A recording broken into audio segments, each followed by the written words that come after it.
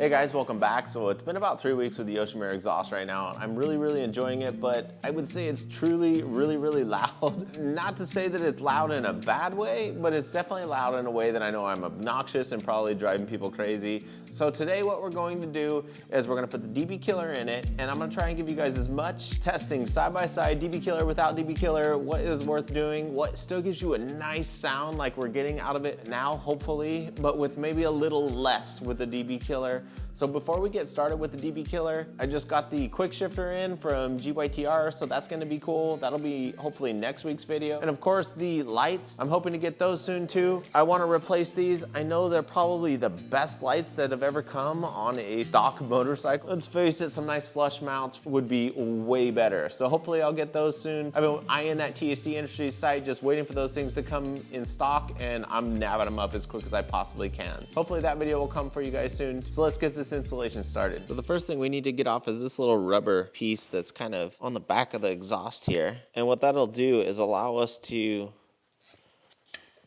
I just popped it off and got it inside the exhaust. That is absolutely hilarious.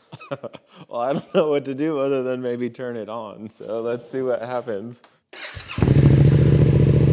Oh, there it is. There, a little rev. Oh, there she went. Wow, that just happened. Don't want to lose this little guy, so we got it back. That is pretty funny though. All right, let's get this thing going. We got the little rubber damn it out. That is step one. So here's the DB killer, and it does have a little bolt here on the side that we could take out. And ultimately, we're gonna slide around in here and try and line up these two areas. So we wanna stick, preferably not like we just did. It actually just went inside the carbon fiber piece. This is the kind of crap you're gonna deal with, right? So I got some of these ridiculously strong magnets here. I'm gonna give it a try here and stick it inside this little sunglass cover so it doesn't scratch anything. Can you see that? You can hear it moving around in there. I think I got one. I do. Look at that. We got the bolt out. There we go. So now we just need that little lock washer that's in there too. And awesome, it's not freaking magnetic. Lucky me. A little piece of crap is not magnetic. You can definitely hear it bouncing around in there. So now I'm gonna have to drop the pipe off, get that little piece of crap out of there. And the reason why I care enough to show you this on the video is because this is the kind of crap you'll deal with. So if it helps you, then that's what matters, right? So let's get her done. Okay, we're up. So I think the way to do this is sadly to take it off the bike and ensure that it's lined up. It is a 4mm bolt with a little crappy lock washer. I've got everything lined up inside, so we're just gonna put her in like so. Get a few threads going. I can feel it going. There we go. Obviously a total friggin' pain in the ass, guys, to try out a DBD without dropping it in there. I mean, at least it doesn't look bad, so that's cool. Whatever. We're gonna put a little rubber cap back on there. There we go. And we're gonna go out, we're gonna give it a try, guys. So we'll do some side-by-side comparisons, DB or not.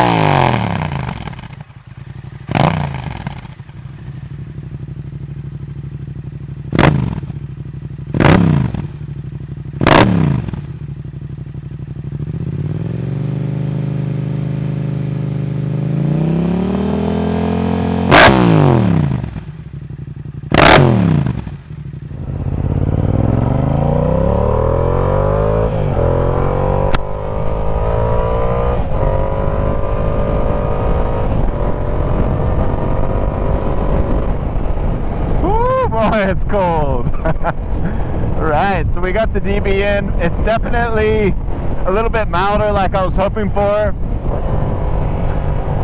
Yeah, much quieter, guys. But you still get that nice sound. So I would say, at least while just throttling it, sitting in there, I really didn't like the sound it would make.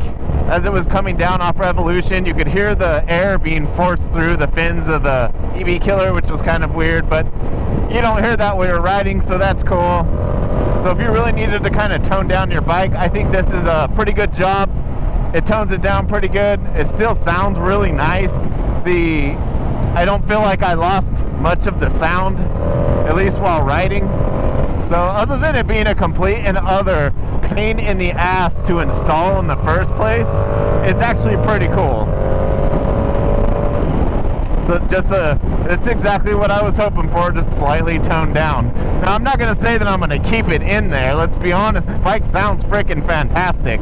But if you live in an area where you're going to just drive people crazy with that crazy loud sound, like even the idle was pretty damn loud. So if you're in a place where you need to kind of tone that down a little bit, I think this would do pretty good for you and still give you some nice sound. Oh, can't see crap.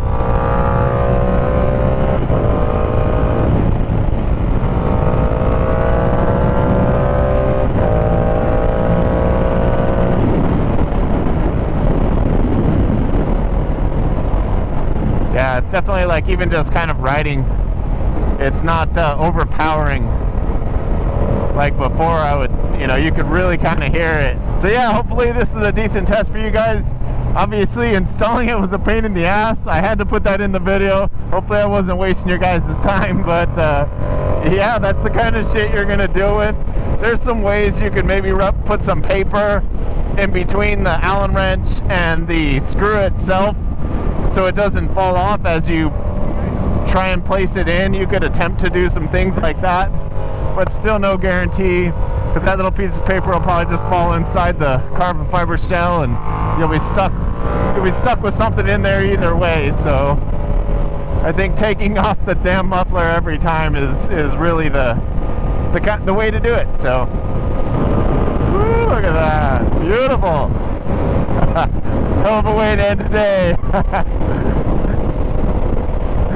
So thanks again for watching, guys. I don't think you can go wrong, DB or not.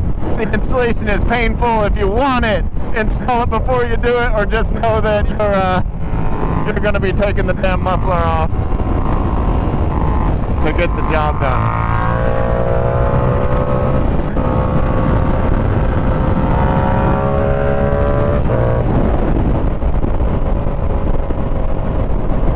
Just know it's a little bit toned down. Thanks for watching. Stay tuned. Want to get that quick shifter going. That should be a lot of fun. And I'm really curious to see if I can prove myself wrong and say that it's better than I think. As much complaining as I've said about these quick shifters that come for these bikes, what I've heard and what I've experienced in the past, they're not the most practical thing for just day-to-day driving. So maybe I proved myself wrong. So we'll see. And we'll see you guys next week.